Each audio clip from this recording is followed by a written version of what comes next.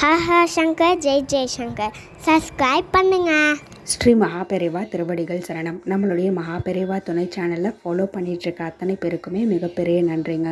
நம்ம வாழ்க்கையில் நம்மளுடைய பொருளாதார தேவைகளுக்காகவும் அதோடு கூட ஒட்டுமொத்த குடும்பம் சுபிட்சமாக வாழணும் அப்படின்றதுக்காகவும் நிறைய இறை வழிபாடுகள், பரிகாரங்கள், தாந்திரிக பரிகாரங்கள், இந்த மாதிரி நிறைய விஷயங்கள் பண்ணிக்கிட்டே இருக்கு. சில பேருக்கு இந்த பரிகாரங்கள் எல்லாமே உடனடியாக பலிதம் தரும்.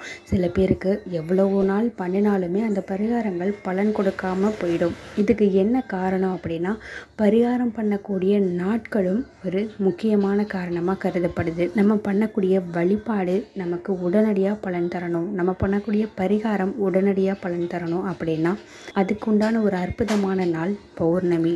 அதுலேயும் இந்த மார்கழி மாதத்தில் வரக்கூடிய பௌர்ணமி அப்படின்றது ரொம்ப சிறப்பு வாய்ந்தது. ஏன் அப்படின்னு கேட்டிங்கன்னா, பகவான் கிருஷ்ணர் பகவத்கீதையில் சொல்லியிருக்கார், மாதங்களில் நான் மார்கழி மாதமாக தான் இருக்கேன் அப்படின்ற மாதிரி.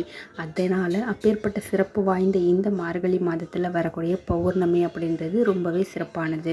இந்த நாளில் நீங்கள் இந்த 2 விஷயத்தை மட்டும் பார்த்துருங்க. நிச்சயமாக உங்களுடைய வாழ்க்கையில் எப்பேற்பட்ட கஷ்டம் உங்களை பீடிச்சிருந்தாலும் சரி, அது உங்களை விட்டு அந்த நொடியே விலகும். நீங்கள் எதிர்பார்க்குற நல்ல விஷயங்கள் எல்லாமே உங்களுக்கு தொடர்ந்து நடக்க ஆரம்பிக்கும். வாழ்க்கையில் அடுத்தடுத்த கட்டத்துக்கு நீங்கள் முன்னேறி போய்கிட்டே இருக்கலாம். அது என்ன அப்படின்னு பார்த்தீங்கன்னா, உங்கள் வீட்டுக்கு பக்கத்தில் இருக்கக்கூடிய சிவபெருமான் ஆலயத்துக்கு முதல்ல போய் சிவபெருமானை தரிசனம் பண்ணுங்கள். சிவ வழிபாடு முடித்ததுக்கப்புறம் அடுத்தபடியாக நீங்கள் விஷ்ணு ஆலயத்துக்கு போய் பெருமாளை தரிசனம் பண்ணணும்.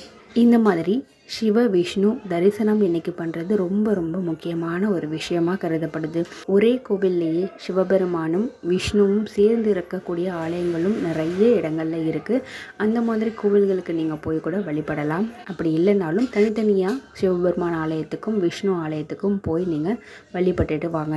எந்த கோவிலுக்குமே என்னால் போக முடியல இன்னைக்கு சூழ்நிலை காரணமாக அப்படின்னு நீங்கள் நினச்சிங்க அப்படின்னா, முழு நிலவாக இருக்கக்கூடிய சந்திர பகவானையாவது இன்னைக்கு இரவில் நீங்கள் தரிசனம் பண்ணுங்கள். நிச்சயமாக சிவ விஷ்ணு தரிசனம் பண்ண பலனும் உங்களுக்கு கிடைக்கும். ஹர ஹர சங்கர ஜெய் ஜெய் சங்கர்.